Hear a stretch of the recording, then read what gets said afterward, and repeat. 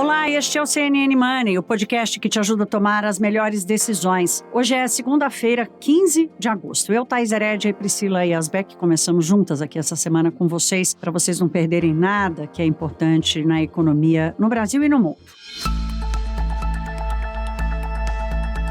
Minha gente, faltam 42 dias para o primeiro turno das eleições. E até agora, vocês devem ter reparado, inclusive aqui com os nossos episódios, aparentemente, o mercado financeiro não estava dando muita bola, levando muito em conta, por exemplo, as pesquisas sobre a disputa pela presidência da República, ou até mesmo as declarações dos candidatos. De vez em quando, um soluço aqui, outro ali. Mas, na média, fica muito claro que não estavam levando muito em conta. Agora, essa sensibilidade às eleições tende a aumentar a partir de agora, a partir desta segunda-feira, especialmente a partir de amanhã, quando começam as campanhas eleitorais. Aliás, começam oficialmente, né? Porque em campanha a turma já está faz tempo. Amanhã também, dia 16, toma posse Alexandre de Moraes no Tribunal Superior Eleitoral. O ministro talvez seja o mais aguerrido líder do Tribunal Eleitoral, neste ambiente também de polarização política praticamente inédita desde a redemocratização, ou seja, é ingrediente para uma boa fervura. Sobre os programas de governo que foram publicados até agora, os candidatos parecem estar escaldados com o que aconteceu em 2014. Se vocês não lembram, eu vou ajudar aqui. A candidata Marina Silva deu tanto detalhe no seu programa de governo, inclusive do tipo, vamos batalhar pela aprovação da independência do Banco Central. Pronto, ela foi duramente atacada por quem já tinha sido sua aliada. O marketing da campanha da presidente Dilma Rousseff atacou ela de todos os lados por causa disso, num daqueles episódios marcantes e lamentáveis sobre o vale tudo para se eleger. Por incrível que pareça, hoje os temas mais sensíveis aos votos são convergentes. Está tudo muito parecido. E a briga acaba sendo pela paternidade do programa social. Quem fez isso? Quem fez aquilo? E pelo valor dos programas sociais. Quanto cada governo pretende gastar com os programas sociais. Não importa se eles são eficientes ou não. O Banco Central virou assunto de mercado. É papo de mercado financeiro, mesmo com a inflação em alta. Semana passada, retrasada, há alguns dias, o Valor Econômico fez entrevista com um gestor de um dos maiores fundos de investimentos do mundo. Os caras têm mais de 500 bilhões de dólares sob gestão. Estou falando da Western Asset. E nessa entrevista o cara disse assim, olha, é possível aceitar desaforo à beça com juros em quase 14%. Então, a política, por enquanto, é assunto para brigar entre família e amigos, não necessariamente para brigar com a alocação de investimento e a recuperação da Bolsa brasileira. E do real, frente ao dólar, na última semana, estão dizendo aqui que o cara não mente, né? Que o desaforo, o limite para o desaforo do mercado está altíssimo. Então, no episódio de hoje, a gente vai tratar um pouco desses limites. Vocês já conhecem o nosso especialista CNN, o Sérgio Vale, e tratamos desse tema com ele, porque afinal de contas a política agora, será que ela consegue, o mercado consegue passar a ignorá-la ou continuar a não considerá-la com mais força nos seus cenários e nas suas decisões de investimento? Vamos ouvir o que diz Sérgio Vale, nosso especialista CNN em economia. Olha, vai depender muito do comportamento do presidente, na verdade, né? Quem tem causado mais tumulto, quem tem causado mais dificuldade em relação à desconfiança do próprio presidente. Então, essa incerteza em relação ao que ele pode fazer, o que ele pode causar aí nas próximas semanas até a eleição, vai ser o grande tema que a gente vai ter que analisar, e o impacto disso eventualmente no mercado de ativos, especialmente pensando em bolsa, em câmbio, pode ter alguma turbulência por conta disso, especialmente se chegando próximo à eleição, os resultados, né, a disputa entre o Lula, que hoje está parecendo mais provável, ficar muito próximo e o presidente eventualmente perdendo a eleição, não aceitar. Quer dizer, o grande risco do quarto trimestre que a gente tem é uma vitória apertada do Lula em cima do Bolsonaro, e Bolsonaro não aceitar o resultado e causar confusão por conta disso no quarto trimestre. Então, esse cenário é possível de acontecer, dado que a gente tem resultados econômicos bastante favoráveis para o presidente ao longo dos próximos meses, para ele apresentar.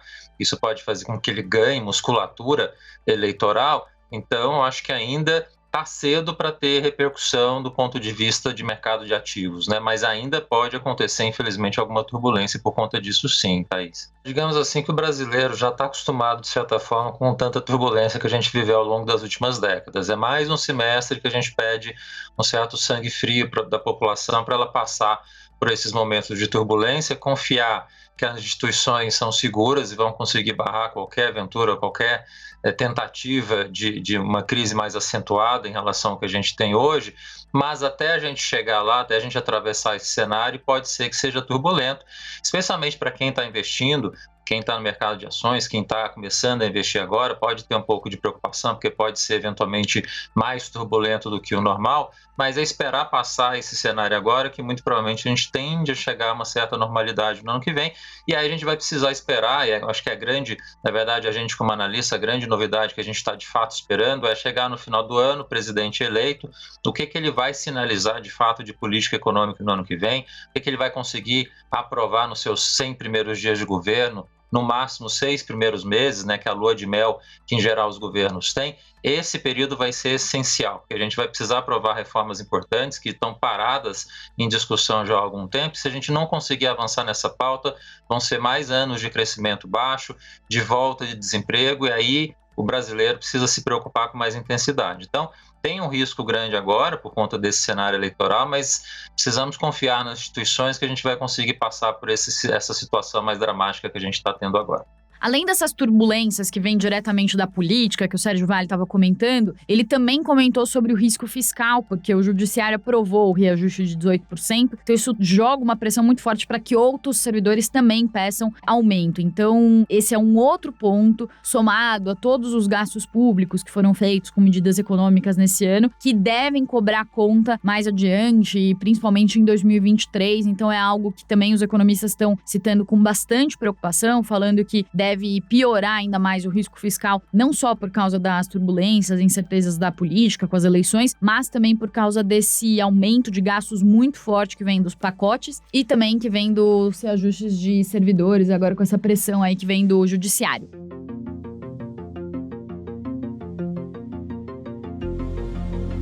Bom, apesar de toda essa questão de riscos políticos e econômicos, existe uma perspectiva que está animando aí o mercado, que é a perspectiva de queda dos juros daqui para frente, né? Ou pelo menos o Banco Central interrompendo o ciclo de alta para uma queda começar a acontecer talvez no ano que vem. Isso gera um ânimo em termos de renda variável, de ações, porque com juros menores a bolsa ganha atratividade, mas por outro lado, os juros dos títulos de renda fixa, Tesouro Direto, CDBs, LCs e LCAs já estão apresentando uma certa queda. Então isso gera uma dúvida nos investidores se é hora de investir nesses títulos para cravar as taxas atuais, já que a perspectiva é de queda dos juros mais adiante, ou se essa queda já foi incorporada nos títulos, quem não investiu, já perdeu os títulos no seu melhor momento. E aí a gente pediu um levantamento para Marília Fontes, que é analista de renda fixa da Nord Research, e que ela mostrou que um tesouro pré-fixado, por exemplo, com vencimento em 2025, estava pagando no começo de julho 13,3% ao ano. Agora a taxa já está em 12%. Um tesouro IPCA com vencimento em 2026 estava com uma taxa que chegava a mais de 6%, 6,2% no meio de julho, agora já está 5,45% mais IPCA. Lembrando que o tesouro IPCA ele paga a variação da inflação mais uma taxa pré-fixada. Então já dá para ver uma piora aí nos rendimentos dos títulos, mas ainda assim, se for observar o título tesouro IPCA com vencimento em 2055, ainda tem título pagando mais de 6% ao ano, mais o IPCA. O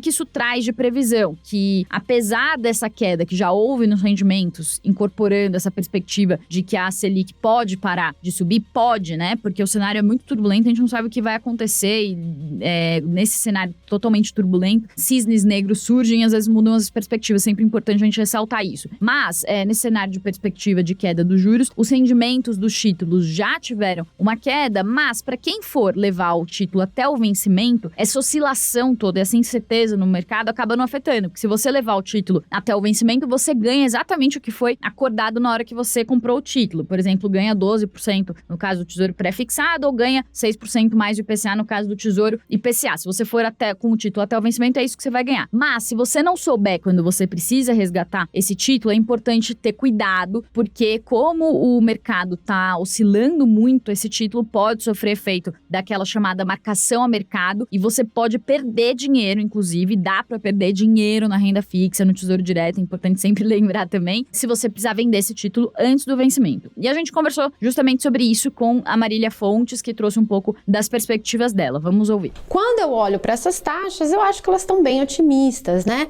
A gente ainda tem um desafio muito grande com inflação de serviços. A inflação de serviços está acima de 10%, acumulado em 12 meses. A gente também tem um risco fiscal, né? Com auxílios que foram dados e ainda os candidatos falam que vão ser postergados. A gente ainda tem uma crise aí da PEC de teto. Então a gente tem muitos riscos no radar, né? Inflação americana, aumento de juro dos Estados Unidos. Então tudo isso me faz ainda me sentir insegura e me travar para o longo prazo, e ainda mais sabendo que o mercado já precifica uma Selic abaixo de 11% para já o ano que vem. Então, portanto, eu ainda não acho que é a hora dos títulos de longo prazo no Brasil. Olha, como a gente disse aqui na abertura desse episódio, a política vai estar no centro das atenções, mas o mercado não tira o olho do peixe, né? E nem do gato, de vez em quando dá uma piscada pro lado de lá. O peixe e o gato dessa semana estão divididos entre o resultado do IBCBR, que é a prévia da atividade econômica calculada pelo Banco Central, de junho, com expectativa de crescimento, com a economia brasileira crescendo num ritmo aí de 2,5% na comparação com o ano passado. Esse resultado sai daqui a pouco, vocês sabem, a gente grava muito cedo, portanto, vamos repercutir só amanhã. E tem também a expectativa para a fala do Roberto Campos Neto, presidente do Banco Central, que vai participar de um evento do Instituto Millennium para falar sobre a inflação brasileira. Então, hoje Sérgio Vale, nosso especialista, lembrou que é bom não esperar muito do que ele vai dizer, porque afinal de contas o Banco Central passou a adotar nos últimos anos um comportamento de muita cautela do que falar quando a eleição vai se aproximando. Mas tem uma expectativa para que ele pelo menos resolva parte da dúvida do mercado com relação à estratégia de política monetária do Banco Central. Ele já avisou que gostaria muito de encerrar o ciclo de juros agora, né, nessa última reunião, e em setembro deixou a porta aberta para uma pequena alta ou não. Então tem uma divisão aí, se ele vai fazer ou não, e mais importante do que isso, se ele deve fazer ou não. Essa é uma das dúvidas do mercado. E a segunda dúvida, qual é o horizonte de manutenção da taxa de juros? O Banco Central tem que se comprometer com quanto tempo? Ele tem que dizer, olha, num patamar muito alto durante um ano ou num patamar muito alto durante meses. Ele precisa sinalizar quanto tempo ele enxerga, o que é quanto tempo para o Banco Central. Então, talvez Roberto Campos Neto hoje dê um jeito de sinalizar isso, porque o Banco Central precisa administrar as dúvidas e as expectativas dos agentes econômicos, e o mercado financeiro é o termômetro para isso. Então, amanhã, no episódio de terça-feira, vamos trazer a relevância aqui do que disse o presidente do Banco Central. E quero chamar a atenção para vocês também do que está esperado para o final dessa semana, porque parece até que ela sumiu do nosso radar. Não sumiu, não. A Assembleia Geral de Acionistas da Petrobras vai acontecer nessa sexta-feira. A gente chegou, né, a semana do dia 19 de agosto. Eu falei agência porque é AGE, né? Agência e AGE começam ali com a mesma sílaba e eu me confundi. Mas a Assembleia deve aprovar os nomes para o novo conselho da Petrobras. E tem briga prevista pela frente, porque parte dos acionistas não quer aceitar a lista apresentada pelo governo, que contém aqueles dois nomes que foram rejeitados pelo conselho da Petrobras, pelo comitê de pessoas da Petrobras, um ligado a Ciro Nogueira e outro ligado ao ministro Paulo Guedes. E então, sexta-feira, a briga promete ser boa, a Assembleia deve gerar ali muita expectativa e curiosidade. Essa é mais ou menos a agenda da semana, mas reforçando que a política deve dominar os debates. E é óbvio, como tem acontecido nos últimos meses, o outro gato que que o mercado brasileiro não tira o olho é o Jeremy Powell, né?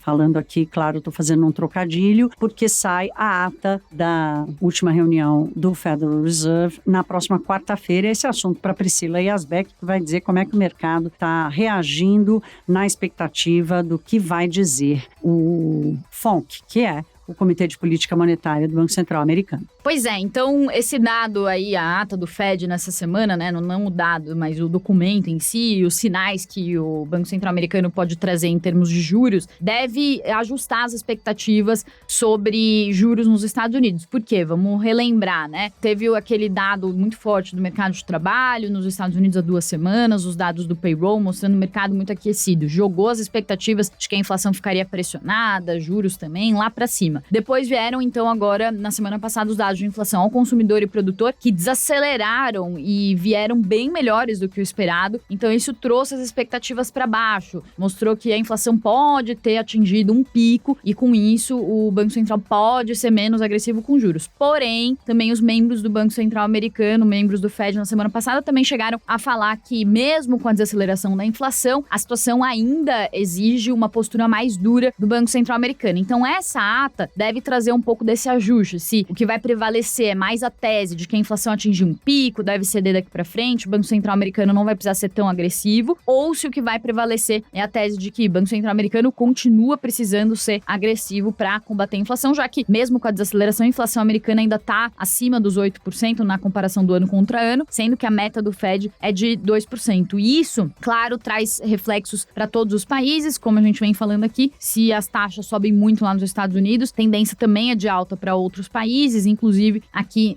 no Brasil. Mas nesse momento que a gente tem aqui de cenário, é essa perspectiva que a gente falou mais cedo do Banco Central talvez interrompendo então a alta da taxa Selic aqui, até porque a inflação está cedendo bem aqui no Brasil por causa das medidas tomadas pelo governo. Isso também está impulsionando bem a bolsa aqui, que fechou na semana passada com uma alta quase 6%, foi a melhor semana do Ibovespa desde novembro de 2020. O dólar fechou numa queda de quase 2% na semana, aos R$ 5,07. Então, a bolsa está ganhando força, tanto por causa dessa questão de juros, perspectiva de juros menor daqui para frente, quanto também por causa de balanços fortes de empresas e pelos dados positivos da nossa economia, que, como o Sérgio Valli bem vem ressaltando, a gente ouviu no começo aqui do podcast, que tem ali um toque artificial e trazem preocupações para o futuro, mas nesse momento estão animando aí os investidores. Falando também sobre um outro ponto do mercado que está chamando a atenção, saíram dados da China, tanto de indústria quanto de varejo, vieram mais fracos do que o esperado e logo depois o Banco Central chinês anunciou cortes em taxas, em algumas das principais taxas de empréstimos, alguns dos principais juros de referência do país. A análise que os estrategistas estão fazendo é que a recuperação pós-lockdowns na China está perdendo o ritmo mais rápido do que o que se esperava, né? E com isso, a China pode estar apresentando uma desaceleração estrutural, não só por causa do efeito do lockdown, mas passados esses efeitos mais fortes do lockdown, está apresentando uma desaceleração mais forte do que o esperado. A gente já falou bastante sobre China aqui, mas é uma desaceleração que já vinha acontecendo desde o início dos anos 2010, depois veio guerra comercial, pandemia, guerra na Ucrânia, mudança na política econômica do Xi Jinping, se voltando mais para o consumo interno, tudo isso acabou trazendo uma desaceleração muito forte para a China. A China é a segunda maior economia do mundo, acaba preocupando o mercado todo e tem um impacto especialmente ruim aqui para o Brasil, já que a China hoje é o nosso principal parceiro comercial, recebe 30% das nossas exportações contra menos de 10% dos Estados Unidos. Então é um sinal de alerta. Hoje os mercados estavam abrindo ali mais de lado,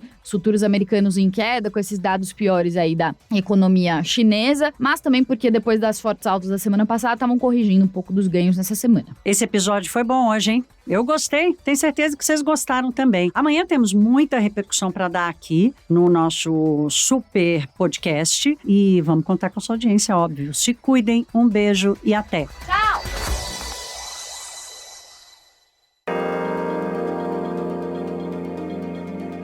Com apresentação, pauta e coordenação editorial de Thaís Hered e Priscila Yazbek, este podcast é produzido pela CNN Brasil, com edição da Maremoto. Produção, Larissa Coelho e Fabrício Julião. Edição e sonorização, Felipe Gomes. Coordenação técnica, Paula Weinberg e Felipe Gomes. Coordenação de produto, Verônica Schneider. Você também pode ouvir o CNN Money no site da CNN Brasil. E aproveite para conhecer os nossos outros programas em áudio. Acesse cnnbrasil.com.br/podcasts.